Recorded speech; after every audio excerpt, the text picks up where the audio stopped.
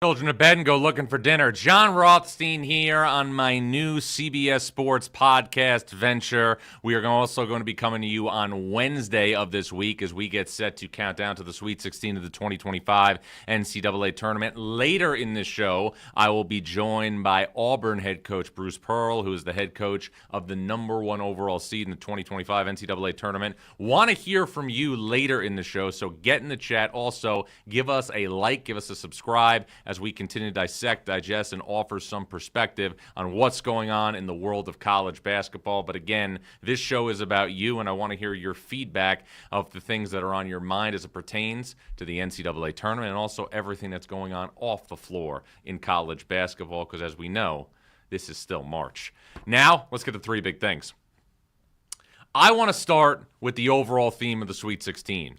I want to start with looking ahead to what we have Thursday and Friday, because there seems to be a general consensus, there seems to be a general feeling that there's been a little bit of hurt feelings throughout the first 4 or 5 days of the NCAA tournament because we haven't had enough buzzer beaters, because we haven't had enough Cinderellas.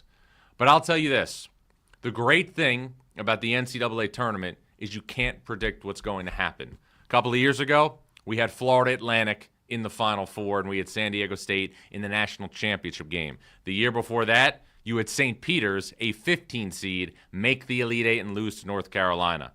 But I also want to point this out. Part of the allure of the NCAA tournament, in addition to having these unbelievable stories, is having situations where you have marquee matchups, where you have great brands going head-to-head. And that is the anatomy of the Sweet 16 in 2025.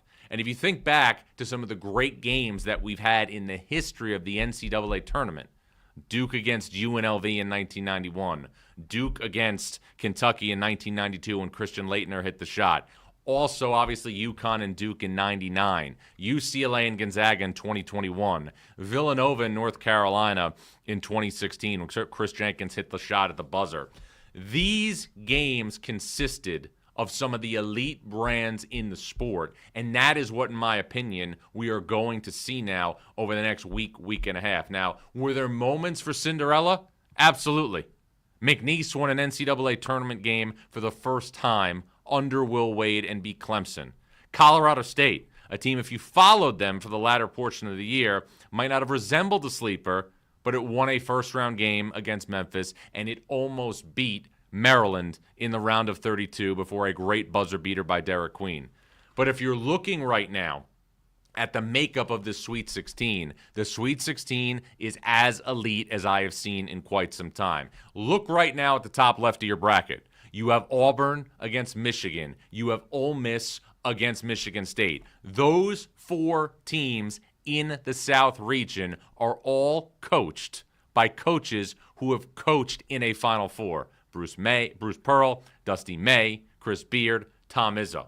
That is going to be a dynamite region in Atlanta coming up later this week. You go further down into the West region. You have Florida against Maryland, who I just referenced. Derek Queen beat Colorado State on that buzzer beater. Florida and Todd Golden had a white knuckler on Sunday against UConn. And then you have Texas Tech against Arkansas. Jon Calipari finding a way to get into the second weekend of the NCAA tournament with the Razorbacks. And if you look there at that group of teams and that group of brands, you have Florida, a program that has not been to the second weekend of the NCAA tournament since 2017 under Mike White. You have Maryland, a program, again, that has one of the most spirited fan bases that we have in college basketball. But we also have at the bottom end of that bracket Texas Tech, who under Chris Beard went to an Elite Eight in 2018 and in 2019 went to a national title game against Arkansas and Jon Calipari. Grant McCaslin making his first appearance in the second weekend of the NCAA tournament. And then if you look in the top right, what is ahead in Newark? We've got a heavyweight showdown in the Sweet 16 between Duke and Arizona. We've got Tommy Lloyd against John Shire, a matchup that we saw earlier this season in Tucson, which was won by Duke. And then you have maybe what could be one of the most entertaining games of the Sweet 16 with Alabama and BYU. BYU in 10 of its last 11 games has scored 77 points or more. And this is what I'm saying.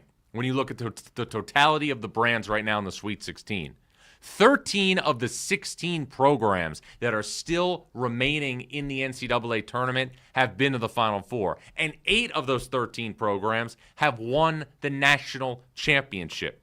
I understand that Cinderella draws somebody in from the periphery. I understand that. I get that. But if you're looking right now for marquee matchups with some of the big names in the sport, that's what's on deck. That is what's on the horizon. And I want to now shift, and I want to talk about an incredible circumstance for one of the top seeds in the NCAA tournament, the Houston Cougars, because this is as ridiculous of a geographic situation that I have ever seen for a top seed in the NCAA tournament in almost 20 years covering the sport at the national level. Houston is the number 1 seed in the Midwest region, and all we hear about is that the top seeds should be in a situation as frequently as possible where they are protected geographically. Well, the Cougars are not protected geographically. Houston will play Purdue later this week on Friday at Lucas Oil Stadium in Indianapolis, which is just 69 miles away from the Boilers campus. 69 miles away from Mackey Arena. So Houston is playing a pseudo road game to get to the Elite Eight. And then if the Cougars win that game, Houston will play the winner of Kentucky against Tennessee. I went over the mileage earlier. Kentucky and Rupp Arena are 188 miles away from Lucas Oil Stadium. Thompson Bowling Arena, where Tennessee plays its home games, is just 359 miles away from Lucas Oil Stadium.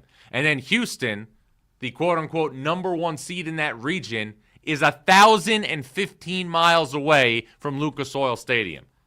So Kelvin Sampson in Houston, a program that I picked to win the national championship, is essentially going to likely have to try and win 2 road games to get to a Final Four. And if you know the history of college basketball, you know that this isn't the first time that Kelvin Sampson has had to endure a circumstance like this. Rewind back to 2003 when Kelvin Sampson was the head coach at Oklahoma.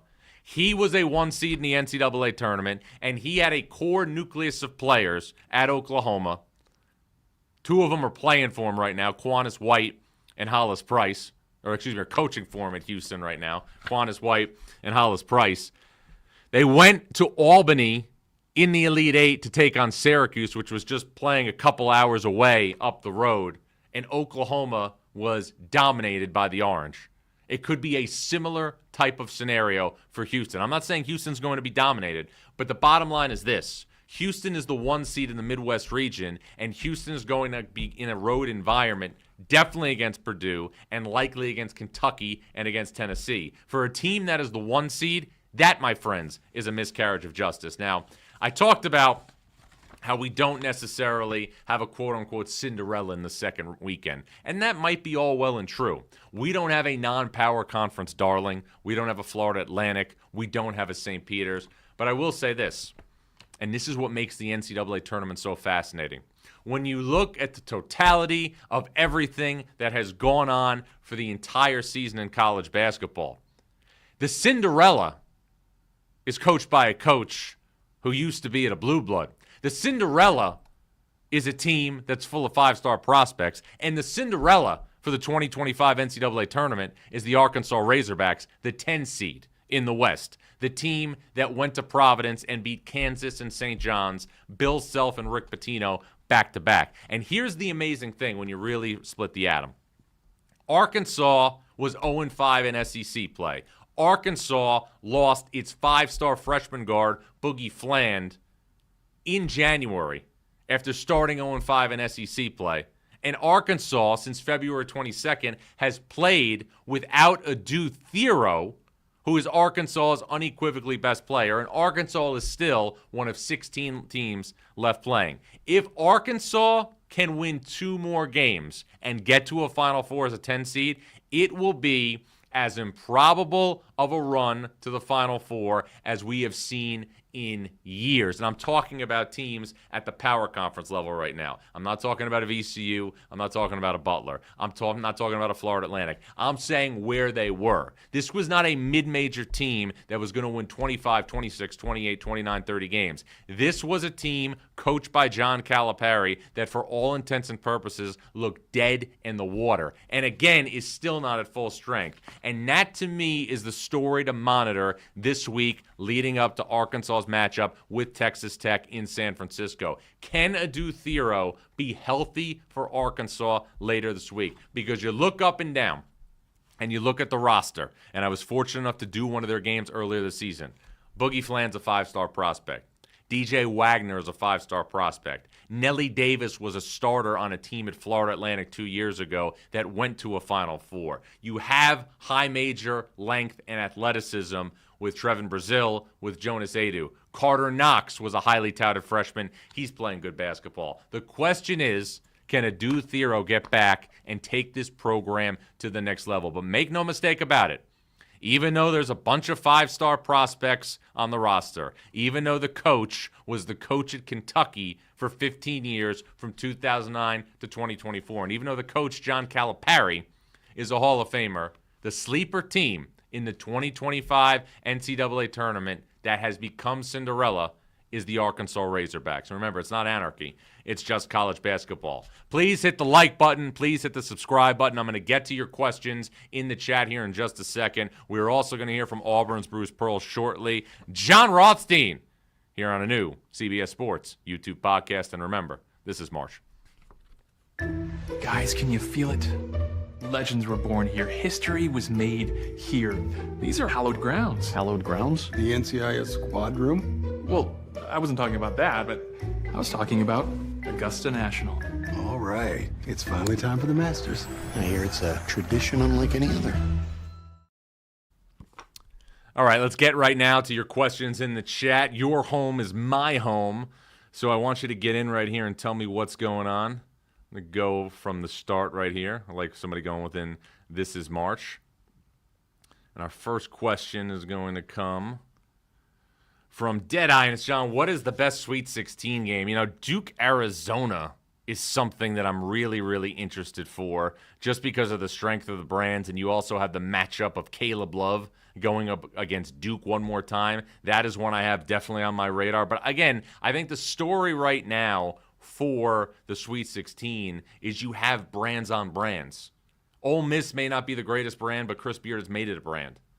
Michigan against Auburn, Trey Donaldson against his old team. You have so many different stories now because of the transfer portal, with obviously all these teams being in a situation where they have personnel that's being repeated from maybe their opponent. Captain Tibbs says that Houston gets home field advantage, well, it's home court advantage, if they can get out of Indy. Well, that's true because Houston would be playing the Final Four in San Antonio, which is nearby, but Houston's going to have to beat two really good teams in road-like environments to get to a Final Four. That is not an easy task. Now, it's hard enough to win one of those games in the NCAA tournament. You felt it a little bit when UCLA was playing Tennessee on Saturday, but you also are in a scenario, in my opinion, where UCLA, you could see, just was not on Tennessee's level in the second half. Another question here, as we want you to continue to drop questions in the chat. What's Purdue's ceiling given the geographical advantage? Captain Tibbs again. Look, I think that Purdue is a team that has three known commodities. Braden Smith, Fletcher Lawyer, Trey Kaufman-Wren. Purdue fans are going to travel. Now, I did a Purdue game earlier this season on CBS when Purdue played Texas A&M at Gainbridge Fieldhouse in Indianapolis, and the Boilers lost. And Houston's a better team than Texas A&M. So Purdue is definitely going to be vulnerable, in my opinion, in this game. But in my opinion, I still think this is a tall, tall task for Houston to climb. Hone Zone wants to know, John, what is one team that has been knocked out that you would have liked to have personally seen go further? Look, I don't root for certain teams. I root for storylines.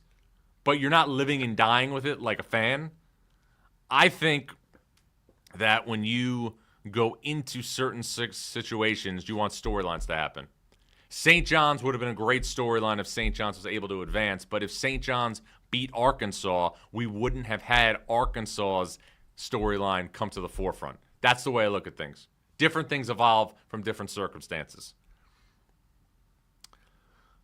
Will B wants to know, John, do you think BYU could upset Alabama? Without question, I think that this could be the game to watch in the Sweet 16. I had Alabama over the last couple of days in Cleveland. Alabama was a team, again, that has done tremendous stuff under Nate Oates, who, by the way, is 10-4 in the NCAA tournament. The one thing that I think is really underrated about Alabama is the weapons that it has up front, and I saw this in person.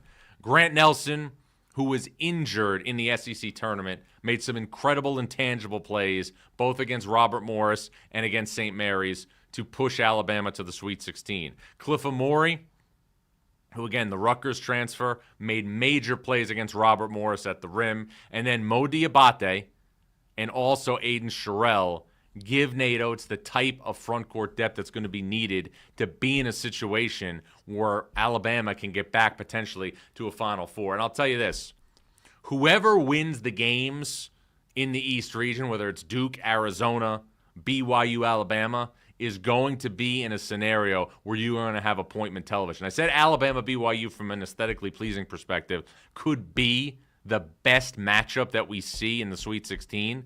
But whoever plays in that region is going to be in a real scenario where they can obviously give us appointment television. Richie Saunders has played at an incredible level for BYU as of late. That's going to be a real fascinating game. Now, Jordan Vandevrede wants to know, John, can Michigan beat Auburn? They're so streaky, and Danny Wolf is a matchup problem for any team. Michigan can definitely beat Auburn, and again, we're going to talk to Bruce Pearl here in just a bit. I think the thing that I look at in this game is, can Auburn, a program and a team where the totality of the parts have always been really what's been the difference, wear down Danny Wolf, wear down Vlad Golden? But if you're Michigan and you're looking at the scenario with how things have flipped in 12 months, a year ago under Juwan Howard, you go 8-24, missed the NCAA tournament.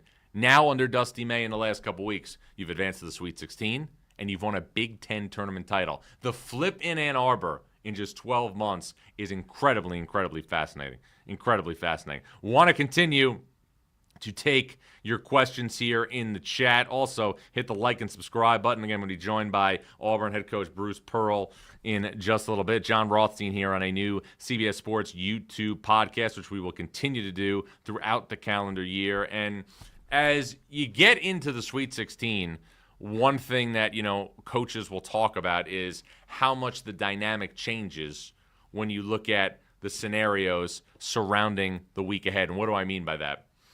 And I'm going to ask Bruce Pearl about this here in just a couple of minutes. When you make the Sweet 16 and you get to the point where all of a sudden you're getting 4 to 5 more days of media attention, you are getting 4 to 5 days more of press conferences, 4 to 5 days more of national discussion, it changes your program. And in doing this now 20 years, if there is something that somebody said, really stands out, it's that a loss in the round of 32 versus a win in the round of 32 can maybe make the difference in how a coach feels about a season, because getting to the second weekend. The two toughest games that coaches have always told me there is to win, the round of 32 and the Elite Eight. Round of 32 changes your perspective on a season. You win in the Elite Eight, it changes your perspective on your career. Want to continue to get to your questions in the chat, but also want to get to Auburn head coach Bruce Pearl. He's coming up. Remember, this is Jon Rothstein on the CBS Sports College Basketball YouTube page. Dave, what are you doing here? Not exactly the warm welcome I'd get down at Augusta National. Oh, did you see that? A tradition unlike any other. The Masters on CBS. The number one seed in the South region, the number one overall seed, will play later this week in the Sweet 16 against Michigan. And the head coach of the Tigers is Bruce Pearl. He now joins me. And BP, welcome. What does it mean to be one of 16 at this point in the season? John, you can't really explain to your guys the difference, what it feels like when you survive and advance. 'Cause I think the first and second round, it really is survive and advance. Now that you get to the Sweet 16, you feel like you're playing for a national championship because you're only 4 away, and everybody that you're playing at this point is good enough, to win it all. So our guys, this group got a taste of it. We haven't been there since 2019 when we got to the Final Four, and so I'm really happy for this group because they've been so good over the last 3 or 4 years, and now to get rewarded by having a chance to really feel like we're playing for a national championship.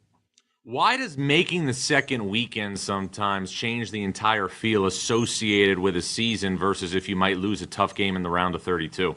John, I don't know why, but it completely is. Like if you are a top 20 team and you've had a top 20 season and you don't get to the Sweet 16, you just absolutely feel like you failed because maybe it's because we are a tournament sport. Maybe that's because all eyes are upon the world of college basketball in March. To the victor go the spoils. You can't understand it unless you're living in it. And I think that look, we're just glad that we were able to start to play some better basketball against a really, really good Creighton team. John, you've seen Creighton, you've had them this year. That was a dangerous game for us, and we played great defense throughout, particularly in the second half, to be able to win that game. Well, you mentioned playing better basketball. You were playing this year in the best power conference in the history of the sport. I know you took a couple of losses late in the year, but did those defeats help you refocus your team and recalibrate your edge heading into the NCAA tournament? Well, I mean, right now, I look at the Sweet 16. Auburn was 9 wins and 4 losses against the Sweet 16. That's almost unheard of. There could be some research on that to find teams that would be as tested or have gone through as grueling a schedule as we have. Just look at Ole Miss, for example. I mean, Ole Miss is alive in the Sweet 16, and what coach has done in 2 years there is really something special. We've played them 3 times, and we've had 3 close games, but we've beaten them 3 times this year. Yeah. And they're in the Sweet 16, and they were significantly better than Iowa State yesterday. So look, it is about matchups, and people don't understand that some systems match up better with others, and it's about getting hot at the right time. Teams that can make shots and shoot it well at this time of the year are usually the ones that are advancing. Well, you have a player that's really hot right now in Tahad Pettiford. And, Bruce, one common theme in teams the last 5, 6, 7, 8 years that have won national titles is that they all have a dynamic scoring guard off the bench. What changes for Auburn when Tahad Pettiford plays the way he did this last weekend? Well, I mean, he's a shot maker, and he's got a great range from 3 and a great pull-up game, but he's also got a really good float game, which is important against drop coverage, and we'll see some drop against Michigan for sure. He's a dynamic young player. He plays with a chip on his shoulder. John, he was ranked anywhere between 25 and 35 coming out of high school, and you can't tell me that there are that many players that came out last year that were better than Todd Pettiford, but because he was 5'11", and because size matters in basketball, you don't see his name on the draft boards like really I think you should, because he's always had to overcome the stigma of, well, he's just a little too small. Well, he just goes out there and shows you that no, it's not that. Well, you said that size matters, and you're going to see plenty of size in your next game against Michigan because the Wolverines have one of the biggest 4 or 5 combinations in the country with Danny Wolf and Vlad Golden. Your initial thoughts on Dusty May's squad? Well, they're a great team, and those bigs are definitely dynamic and very tough covers. And Dusty runs great stuff and definitely utilizes them to a great ability. But we've got some good bigs too in Janai Broom and Dylan Cardwell, Chaney Johnson, and so. I would say that while Janai has gotten plenty of attention and deservedly so, I don't know that Chaney or Dylan, get as much attention. We play 2 bigs as well, and so it'll be a great challenge for our guys. But the Golden and Wolf will be challenged by our bigs as well, and so from that standpoint, it should be a great matchup. Now, the geography of all this is fascinating because it's a decisive advantage for a team that has a high seed. Atlanta has been an extension of Auburn, really, since you got the job a little over 10 years ago. What does it mean for you and your program this week to not have to get on a plane, but get on a bus and go down to Atlanta and play? Well, I think it's just great for our fans and great for the Auburn family that we were going to be able to, have a venue that's going to be close enough. And look, John, we've earned it. When we got the pairing, we got the seedings, and we were opposite Louisville and Creighton. First of all, Creighton finished second in the Big East, and they were top 20 team for sure. That's a really tough 9 seed with all that experience, having been to the Sweet 16 4 out of the last 5 years. That was a tough draw. And they were just happy to be playing Louisville in Lexington, about an hour away. So if Louisville had won that game against Creighton, there would have been, I don't know how many fans in there, 12,000 fans in there rooting against us for Alabama State, and the place would have been full. So I don't know that as a first round situation, getting out of Lexington was not easy for the Auburn Tigers. Yep. We've earned the right to be able to play close to home as the number 1 overall seed. And so I'm not apologizing for it. At the same time, our fans in the stands aren't going to be able to keep Michigan off the boards or guard that dynamic offense. Now, you don't want to apologize for that, and the reason why you were number 1 seed is you navigated the best power conference in the history of college basketball, and the SEC set a record this weekend with 7 teams in the Sweet 16. I'm curious your perspective on this, because I remember when I started doing this, there were 3 teams in the SEC. Jon Calipari at Kentucky, Billy Donovan at Florida, and Bruce Pearl at Tennessee. What is it like from your perspective to see this evolution? Well, it started with Mike Slive, who challenged all of us years ago that, SEC, it just means more, and we dominate in so many other sports, Olympic sports, men and women across the board. I don't mind bragging on the SEC top to bottom in all of our sports. But in men's basketball, we were just behind. And Greg Sankey carried on that mantra and, hired Leibowitz and Garth Glissman and some basketball czars and guys that really understood the game. And he made his athletic directors commit to facilities, commit to coaches, and commit to NIL and supporting of the student athletes. I think you put all those things together, and this is why our conference was so strong. When at the start of the season, we're putting together rosters. I'm out there competing. Like you said, it's one thing to compete against Florida or Tennessee or Kentucky. It's another thing to be recruiting against the people at the bottom of my league that are spending as much or more than we are in NIL.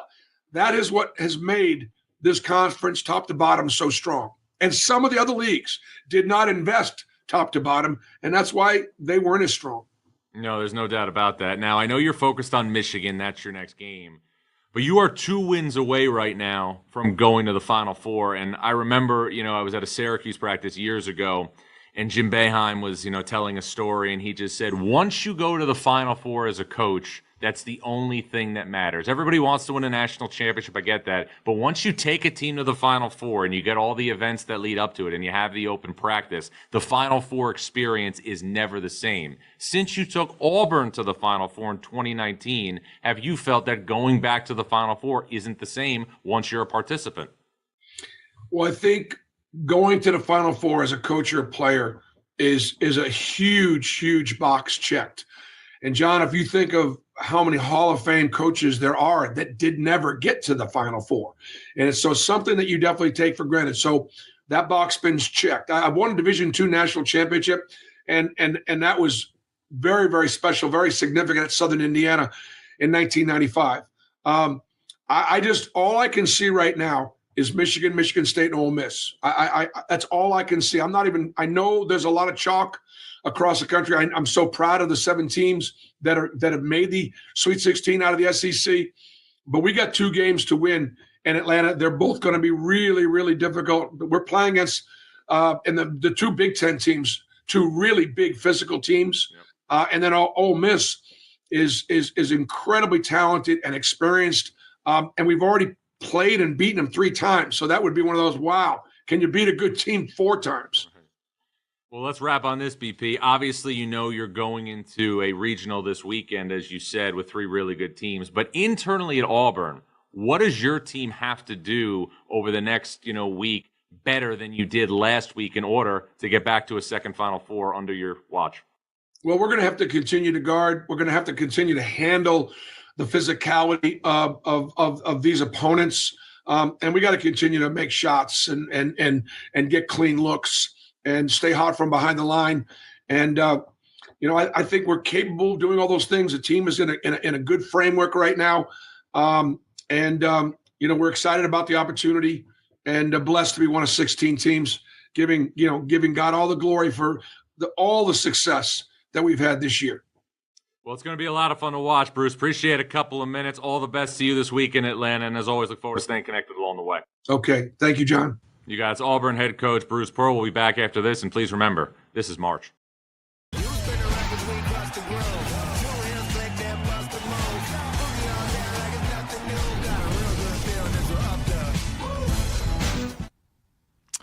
All right, thanks to Auburn's Bruce Pearl for joining us. Again, Auburn, the number 1 overall seed in the 2025 NCAA tournament. Tigers will take on Michigan later this week in Atlanta. Now, 3 quick hits right now before we wrap this up.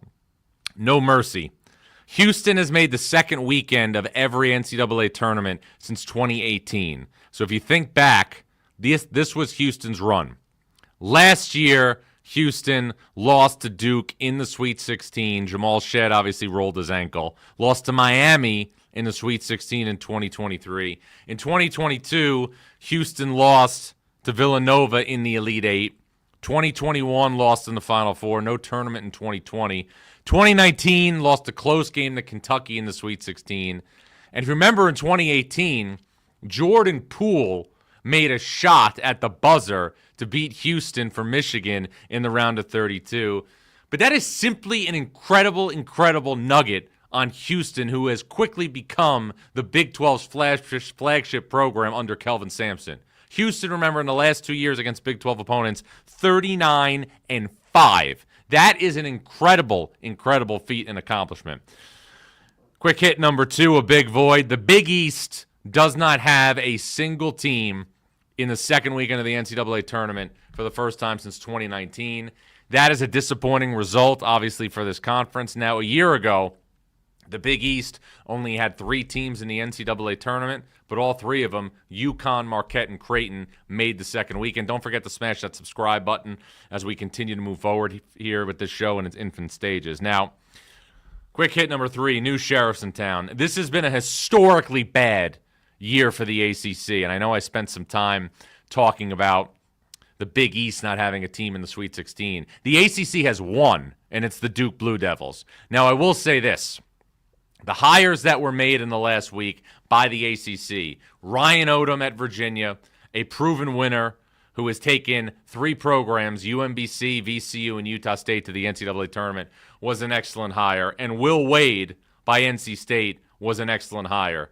These 2 hires will help bolster the brands at Virginia and also at NC State. But I'll say this. I don't think if you're an NC State fan, there has been a more exciting time to be a fan of the Wolfpack. And I know that this program went to the Final Four last year, and I know that might sound a little crazy. But I have covered Will Wade for a long time. I have known Will Wade for a long time. It's a what you see is what you get type deal. But this is somebody who will not flinch regardless of who's in front of him. This is somebody that is going into the triangle and is going to roll up his sleeves and completely try to distort everything that's going on at North Carolina and Duke. I would expect, if you're an NC State fan, to see major commitments out of the transfer portal. I would expect, if you're an NC State fan, to see the roster flipped in a way that will put the Wolfpack in the top 4 or 5 of the ACC next season. Remember, Will Wade was an assistant under Shaka Smart on the 2011 Final Four team at VCU, went to Chattanooga, went back to VCU as a head coach, is the only head coach at VCU to win an NCAA tournament game since Shaka Smart left, then went to LSU, got in a lot of trouble at LSU, but won the SEC at LSU, and then went to McNeese and, won 58 games in 2 years and won an NCAA tournament game for the first time in school history. Is Will Wade for everybody? No. Does he make enemies in the business? Absolutely. He'll step on somebody's throat to get a player. I know that. But if you're looking for somebody to distort the triangle, if you're looking at somebody who wants to get in the ring with John Shire and Hubert Davis, this is the guy that's going to do it. There has never been a more exciting time than right now for what's ahead in the next month or two for NC State fans. I know this program went to the Final Four a year ago, but there is going to be a major flip in Raleigh, North Carolina. We are going to be back Wednesday afternoon to dissect more of the Sweet 16. And again, I love what's on paper for the Sweet 16. Auburn, Michigan, Ole Miss, Michigan State. In the West, we got Florida and Maryland, Texas Tech against Arkansas. Top right, Duke, Arizona, Alabama, BYU, and then Houston, Purdue, and Kentucky, Tennessee. Great brands, 16 teams, 13 programs have been to a Final Four, 8 have won the national title. We'll get more into that on Wednesday. We'll be back then. This is Jon Rothstein once again reminding you, this is March.